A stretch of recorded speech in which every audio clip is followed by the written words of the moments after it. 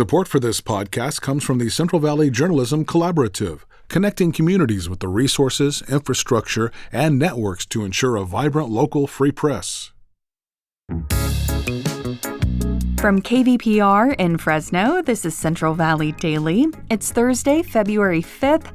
I'm Elizabeth Arkalian. The U.S. Census Bureau is tasked with gathering important demographic data on who runs businesses across the country. But the data can be pretty vague, including for some demographic groups common to our area.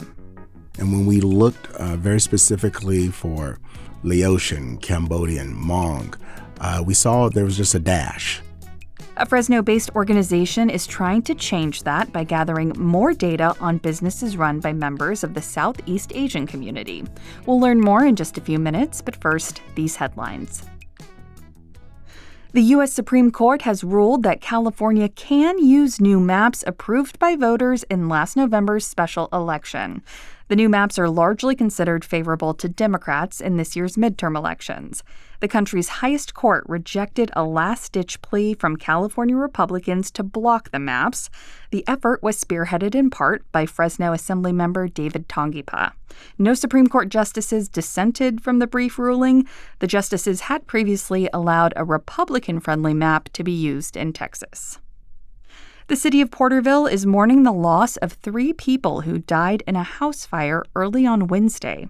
KVPR's Crescencio Rodriguez Delgado reports this is the second deadly house fire in the city in the past few months. The fire broke out in a 2-story home in the southeastern part of the city. Fire engulfed both floors, according to firefighters. 2 people managed to make it out safely, but crews found an adult woman and 2 children inside.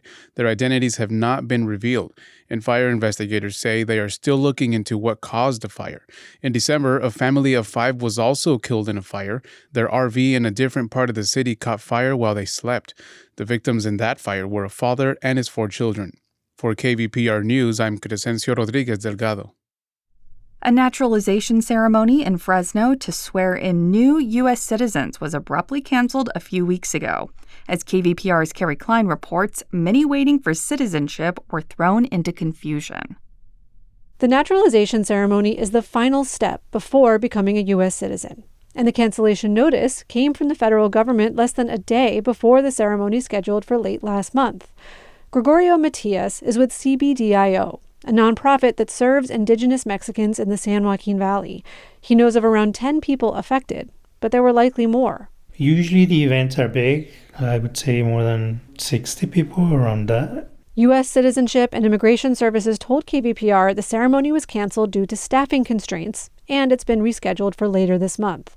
Still, Matias says, what I'm hearing is a lot of fear, a lot of precautions when going out. That stems from confusion about the risk of deportation in light of heightened immigration enforcement around the country. For KVPR News, I'm Carrie Klein. With the Super Bowl this weekend, millions of Americans will place bets on the big game. But a new study finds it is not just adults gambling on sports.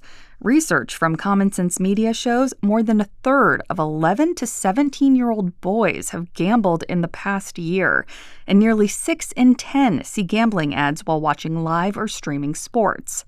Common Sense Media CEO Jim Steyer says Super Bowl week highlights the issue. We're in Super Bowl week, and so in the run-up to the Super Bowl, the amount of gambling advertising and gambling embedded in the actual pre-Super Bowl programming is pretty disgusting. You have the announcers talking about it. You have former players talking about that. The study found boys who watch gambling content online spend more than twice as much on gambling as those who don't. Steyer recommends parents talk with their kids about the risks of gambling and set clear household rules about online spending.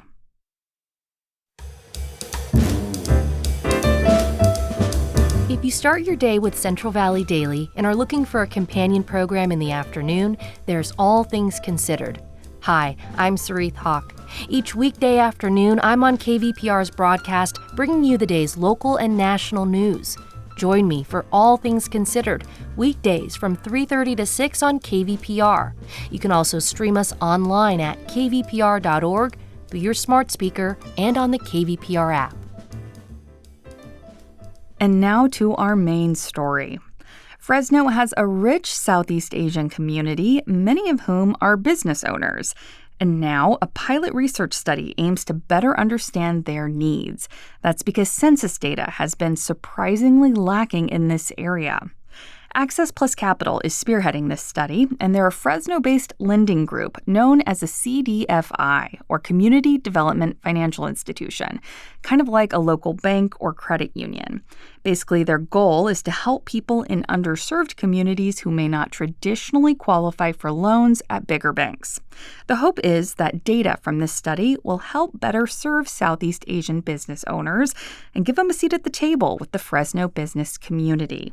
Today, I'm speaking with Tate Hill, who's the CEO of Access Plus Capital, and he starts our conversation by explaining the link between his organization and this new study.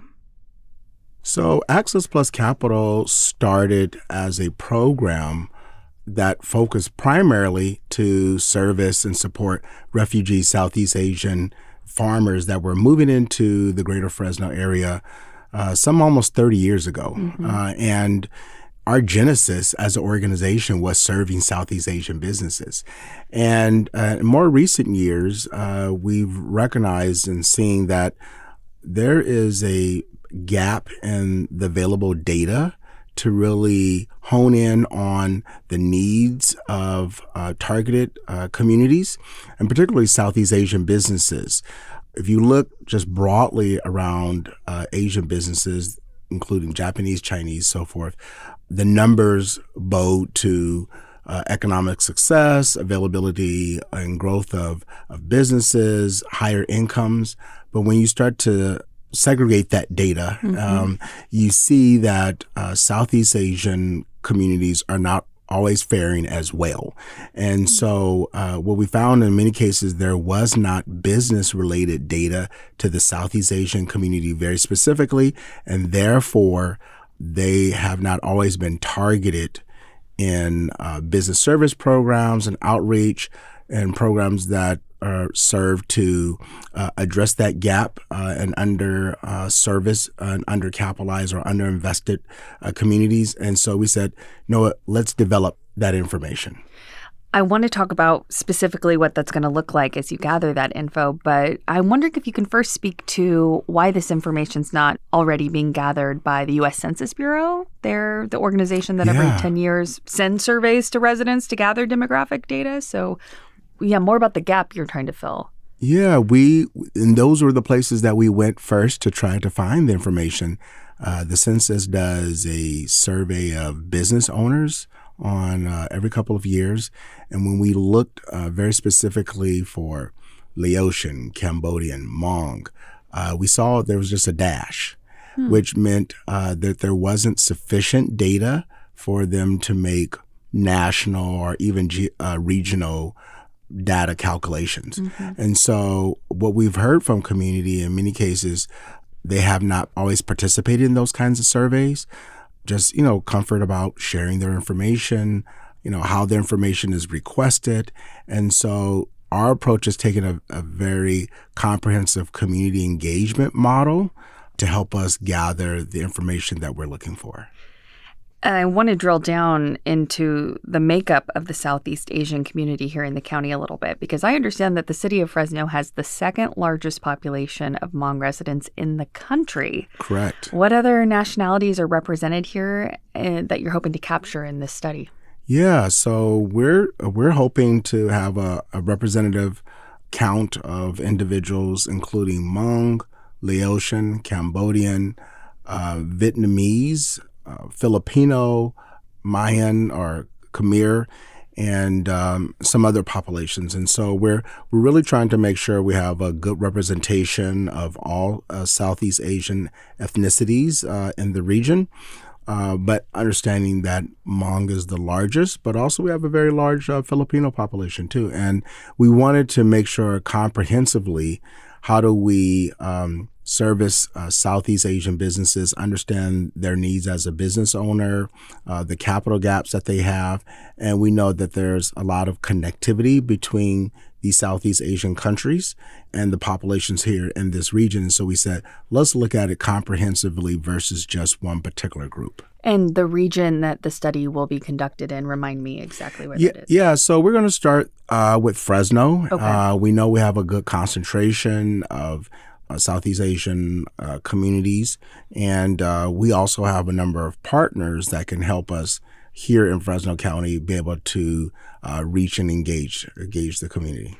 Let's talk logistics. Walk me through the process of how you're going to gather the information and specifically what kind of data you're hoping to collect. Yeah, so we're going to be launching the actual survey taking here shortly in the next several weeks. And a big part of it is just initially just communicating and building trust in community. And I think that becomes especially important right now when there are concerns about privacy, where information and data is being shared, who's it being shared with, and then how we're going to use that information. So a big part of the process is really just building trust, which we believe is part of the reason why the data has not been collected in the past. The other then parts of that is, leveraging trusted messengers within those ethnic communities to help us collect that information. Part of it is kind of census oriented, like just who, what, Who's when, there? where. Yeah. And that we believe is really important, but also to be able to get some perspective questions around, are they planning to grow? How are they planning to grow? What kind of capital needs do they have? Who do they go to when they need support and information? And so our hope is not just as Access Plus Capital or Scale Fresno, but will be information that any entity, agency, governmental organization that is looking to support and lift up and elevate Southeast Asian businesses, that they will be better informed in how to do that. And is the hope that one day perhaps the information you gather and insights you gather, that Southeast Asian business owners might have more of a voice in regional planning? We hope. That's our plan. And again, it creates an opportunity to couple the anecdotal information that we know and people are experiencing to put some data to it. And we know when the data is missing, that influences policies, influences programming, and influences how investments are made. And so we want to empower and equip those businesses and the organizations that work with them to have the information that they need to properly advocate and support their community. And any hopes for when the study will be wrapped up? So our plan is that we'll be finished by about June. And then from there, it's about sharing the survey, sharing the outcomes of the focus groups, and really helping to tell the story and, being able to use it as a tool in our arsenal to engage small businesses and policymakers, our banking community, saying these are the needs that the small business community has said that they had, and we want to make sure that you understand that. And then what are you going to do about that, right? And so that's always the big thing. After you have information, what do you then do with that information? And so we're committed as an organization and as a network to really use that information. And we believe that once others have that, they will too. Tate Hill, CEO of Access Plus Capital, thank you so much for coming to the studios. Thank you. And that is today's show. Today's episode was produced by Jonathan Linden and KVPR with support from the Central Valley Journalism Collaborative. I'm Elizabeth Arkalian. Find the latest local news anytime at kvpr.org.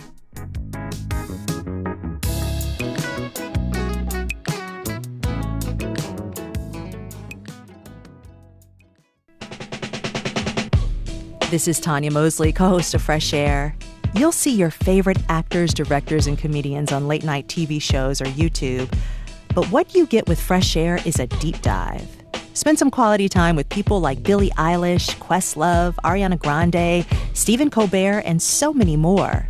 We ask questions you won't hear asked anywhere else. Listen to the Fresh Air podcast from NPR and WHYY.